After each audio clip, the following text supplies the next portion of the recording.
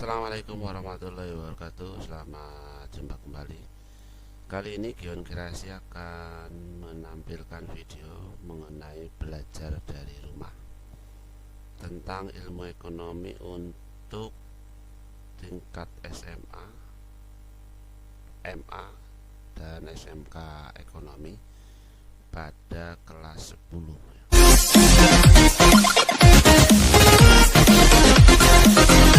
Supaya tidak ketinggalan di video selanjutnya, bagi teman-teman, sobat-sobat dan saudaraku yang baru nyimak di channel Gion Kreasi, mohon untuk jangan lupa subscribe, like, dan komen serta bunyikan lonceng supaya tidak ketinggalan di video-video selanjutnya.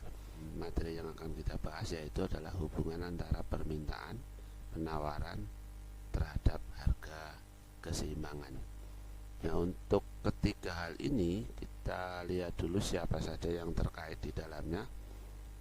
Yaitu di sini ada pembeli dan penjual. Kemudian pembeli melakukan permintaan, karena ada permintaan maka penjual melakukan penawaran, atau sebaliknya, karena ada penawaran maka pembeli melakukan permintaan. Dan ketemunya antara penjual pembeli atau permintaan dengan penawaran ada di tempat yang disebut dengan pasar ya. Jadi inilah yang disebut dengan pertemuan antara penawaran dan permintaan adanya di posisi pasar. Selanjutnya permintaan disebut juga dengan istilah demand dan penawaran disebut juga dengan istilah supply. Antara supply atau penawaran dengan demand atau permintaan ketemu di pasar, maka terjadilah yang disebut dengan harga keseimbangan, atau istilah ekonominya adalah equilibrium. Nah, inilah yang akan kita bahas dalam belajar dari rumah ilmu ekonomi mengenai permintaan, penawaran, dan harga keseimbangan. Selanjutnya, untuk materi ini kita akan bagi menjadi 3 bagian, yaitu bagian permintaan, bagian penawaran, dan bagian harga keseimbangan. Selanjutnya kita akan masuk ke bagian pertama, yaitu masalah permintaan. Di dalam bagian satu permintaan yang kita akan bahas di sini adalah konsep permintaan atau demand, kemudian hukum permintaan, yang ketiga adalah perubahan permintaan, dan yang keempat adalah fungsi permintaan. Nah, oke, jadi konsep permintaan ini dapat diartikan bahwa merupakan jumlah suatu barang dan jasa yang dibeli oleh konsumen pada berbagai kemungkinan tingkat harga yang berlaku pada waktu tertentu dan pada tempat tertentu. Jadi maksudnya adalah bahwa terjadinya permintaan dari konsumen itu di berbagai tingkat harga ya, dan pada waktu tertentu serta tempat tertentu. Selanjutnya, permintaan atau demand ini akan terjadi di berbagai harga ya, seperti yang tadi dijelaskan dalam pengertiannya dengan jumlah yang berbeda. Artinya bahwa dalam harga tertentu jumlahnya juga akan tertentu, artinya berbeda. Harga yang satu akan menimbulkan jumlah permintaan barang yang berbeda terhadap dibanding dengan harga yang lain. Kemudian di dalam konsep permintaan itu kita memiliki asumsi dasar bahwa yang disebut dengan ceteris paribus, yaitu faktor-faktor yang mempengaruhi permintaan itu dianggap sama, tidak berubah ya. Nah, inilah faktor-faktor yang mempengaruhi permintaan: adanya barang substitusi atau pengganti ya, misalnya beras dengan jagung ya. Maka kemudian jika harga beras naik maka akan mencari pengganti yang lebih mahal lebih murah. Nah, dalam konteks konsep permintaan, bahwa barang pengganti ini dianggap sama, tidak berubah, sehingga tidak mempengaruhi permintaan atas barang beras kalau contohnya. Kemudian penghasilan konsumen. Jika penghasilan naik, maka permintaan barang pun akan naik. Ini untuk barang normal, artinya bahwa standar penghasilan konsumen itu tetap stabil ya, jadi tidak akan mempengaruhi konsep permintaannya. Kemudian selera konsumen yang mempengaruhi selera konsumen. Jika selera konsumen berubah, pasti akan merubah tingkat permintaan, bisa naik bisa turun ya, semacam ini. Kemudian faktor non ekonomis yang secara real terjadi di kehidupan sehari-hari, misalnya ada tradisi. Kalau tradisi ini tidak berpengaruh dengan harga ya, artinya kalau sudah tradisi berapapun harganya pasti akan diminta atau dibeli. Kemudian yang kedua, yang mode atau tren. Jika barang tersebut sekarang menjadi tren, biasanya orang cenderung yang ke bawah mode dan ke bawah tren itu akan membelinya walaupun dengan harga yang relatif lebih mahal. Itulah faktor-faktor yang mempengaruhi permintaan. Kemudian permintaan dapat digambarkan juga dengan sebuah kurva yang bisa bergeser ke kiri atau bergeser ke kanan, tergantung dari harga dan jumlah barang yang dibeli. Jika jumlah barang yang dibeli pada harga tertentu sedikit, maka kurva akan bergeser ke kiri, dan sebaliknya, kalau jumlahnya banyak maka dia akan bergeser ke kanan ya. Nah, ini contohnya kurva permintaan. Ini P adalah price, harga, atau di Indonesia adalah rupiah. Kalau di luar negeri mungkin sesuai dengan currency-nya. Ini adalah quantity, Q, jumlah barang. Nah, bergeser ke kanan atau ke kirinya adalah seperti ini. Kalau misalnya harganya adalah 5.000, jumlah barang yang diminta menjadi 7, berarti posisinya ke kanan. Tetapi kalau harganya berubah naik menjadi 7.000, dia akan bergeser ke kiri, menjadi 6 yang dibeli atau yang diminta. Jadi makanya titiknya di sini, yang tadinya titiknya di sini akan bergeser ke kiri sebelah sini. Dan seterusnya sampai dengan pada saat harga menjadi 15.000, maka barang yang diminta adalah 2, sehingga akan jadi di sini. Sebaliknya bergeser ke kanan tuh, kalau misalnya kita awali dari harga 15.000, maka dia yang diminta adalah 2, dan pada saat dia berubah misalnya menjadi 9.000, dia akan bergeser kanan, titiknya akan ketemu di sini jumlahnya, karena yang diminta adalah 5. Nah, inilah yang disebut dengan kurva permintaan. Bergaris dari kurva permintaan itu selalu akan miring ke kiri seperti ini, akan selalu miring ke kiri dari arah kuantitas atau Q ke arah price atau P. Ya, itulah kurva permintaan. Selanjutnya kita akan berbicara mengenai hukum permintaan. Jadi hukum permintaan ini adalah menjelaskan hubungan antara harga barang yang dibeli dengan jumlah barangnya. Jadi antara harga dan jumlah barang yang dibeli. Kemudian jika harga barang turun, maka permintaan akan bertambah, dan jika harga naik, maka permintaan akan turun. Inilah hukum permintaan. Selanjutnya, latar belakang yang menimbulkan hukum permintaan adalah bahwa ada yang disebut dengan utilitas marginal. Maksudnya adalah bahwa orang harus memenuhi kebutuhan sesuai dengan pendapatannya, sehingga orang akan memenuhi kebutuhannya dengan menyamakan pertambahan kegunaan benda pemuas kebutuhan yang dikonsumsi. Maksudnya adalah bahwa kalau sekarang misalnya pendapatan 1.000 bertambah menjadi 500, maka orang akan mengkonsumsi dengan barang yang disesuaikan dengan penambahan dari pendapatan. intinya semacam itu. Jadi mungkin beli yang harganya 1.100 atau mungkin yang harganya 1.200 karena pendapatannya sudah lebih dari 1.000. Nah, kemudian faktor-faktor yang menyebabkan hukum permintaan tidak berlaku adalah ini, adanya barang inferior, yaitu jika terjadi peningkatan pendapatan maka permintaan barang akan turun. Ya, ini biasanya adalah barang-barang tertentu yang mungkin sudah dianggap ketinggalan zaman atau apa dan sebagainya, sehingga kalau orang mempunyai pendapatan yang bertambah atau menaik menjadi lebih tinggi, kecenderungan untuk barang-barang yang lama akan ditinggalkan atau akan tidak dibeli sehingga turun permintaannya. Kemudian hubungan kualitas dan harga.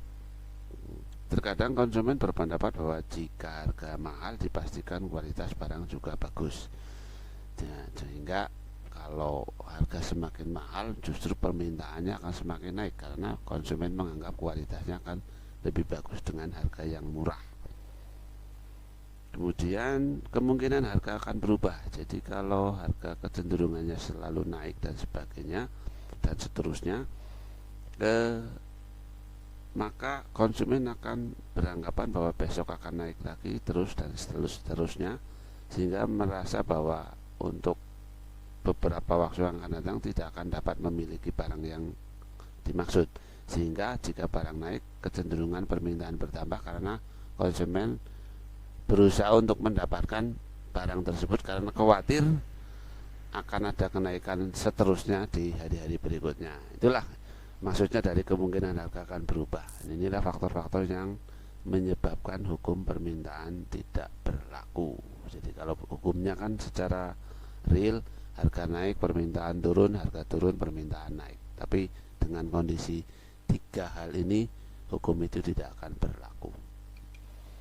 Kemudian di samping yang mempengaruhi hukum permintaan tadi juga ada perubahan permintaan. Perubahan permintaan ini adalah maksudnya perubahan permintaan ini terjadi karena permintaan naik atau turun walaupun harga tidak berubah. Jadi kalau harganya tetap tetapi permintaan bisa naik bisa turun. Jadi ini juga yang tidak berlaku hukum permintaan. Jadi contohnya adalah ini adalah price, ini kuantitas, dan kita ambil contoh pada tingkat harga 10.000 per demand atau permintaannya adalah 5 karena titik temunya di sini sehingga garisnya ini ya, garis pertemuannya titiknya di sini. Tapi pada saat tertentu harganya tetap, orang akan bertambah permintaannya. Jadi D1 demand 1 menjadi 8. Bisa juga pada saat tertentu jumlahnya menjadi turun menjadi 2. Jadi inilah perubahan permintaan yang juga tidak atau menyebabkan hukum permintaan tidak berlaku. Selanjutnya untuk menentukan berapa harga, berapa kuantitas yang diminta atau harga yang berlaku, bisa kita menggunakan fungsi permintaan, yaitu fungsi yang menggambarkan hubungan antara jumlah barang atau jasa yang diminta dengan tingkat harga yang berlaku. Nah, inilah secara matematis rumusnya adalah ini. P min P1 sama dengan Q min Q1 dibagi dengan P2 min P1 sama dengan Q2 min Q1, di mana P adalah harga, Q adalah permintaan atau kuantitas, kemudian P1 adalah harga 1, Q1 adalah permintaan 1, P2 adalah harga 2, dan Q2 adalah permintaan 2.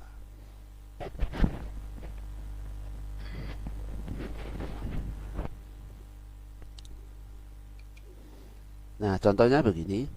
Jika harga 600 per unit, jumlah permintaan sebanyak 200 unit. Sorry ya, ini salah ketik unit ya.